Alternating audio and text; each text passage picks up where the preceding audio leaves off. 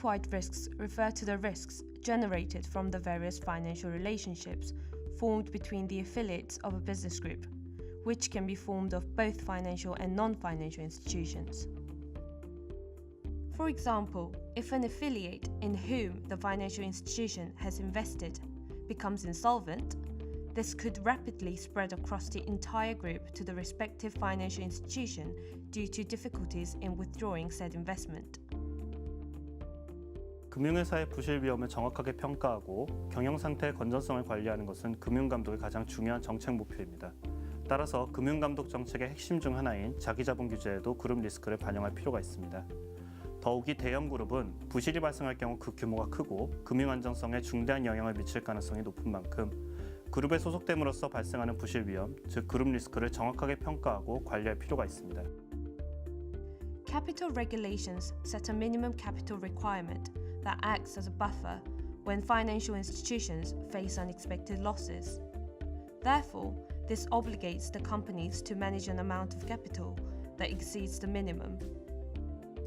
However, a distortion in the assessment of capital may occur if the risks associated with financial institutions' investment in and relationships with their affiliates are not adequately reflected. Accordingly, this study examines the current status of Korea's supervisory system for group-wide risks in regards to capital regulations and recommends directions for improvement. In Korea's case, the capital regulations for banks and holding companies are based on a set of international standards proposed by the Joint Forum and are implemented throughout the entire group. But for the majority of groups with affiliates in insurance and securities, the group-wide risks are not sufficiently reflected, despite their focus on finance. Take insurance for example. If the insurance company is the largest controller of the group, the capital adequacy is assessed in two ways.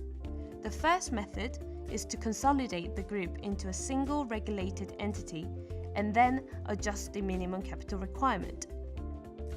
And the second method is to deduct the insurance company's total share in affiliates from its capital. Meanwhile, if the insurance company has shares in an affiliate but is not the largest controlling entity, adjustments are not implemented and therefore there may be an overestimation of its capital. In fact, if the capital adequacy ratio is adjusted by applying the international standard, which deducts the amount invested by the insurance company in affiliates from its capital, the ratio falls significantly. This suggests that the capital adequacy of insurance companies could be overestimated, as the current regulations only partially reflect the group-wide risks.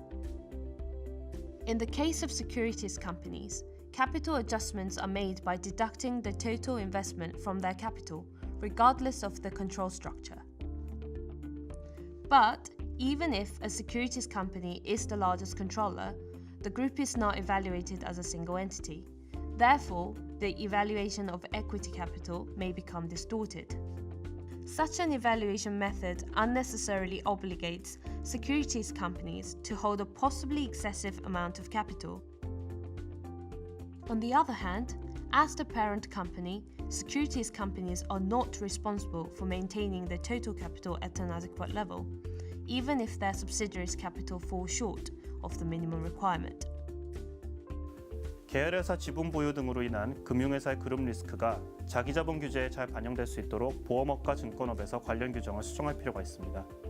이러한 출자관계로 인한 그룹 리스크가 자기자본 규제에 잘 반영된다면 금융자본과 산업자본의 결합을 사전적으로 제한 금지하고 있는 현재 금산분리 관련 제도의 개선에도 이를 활용할 수 있을 것으로 보입니다.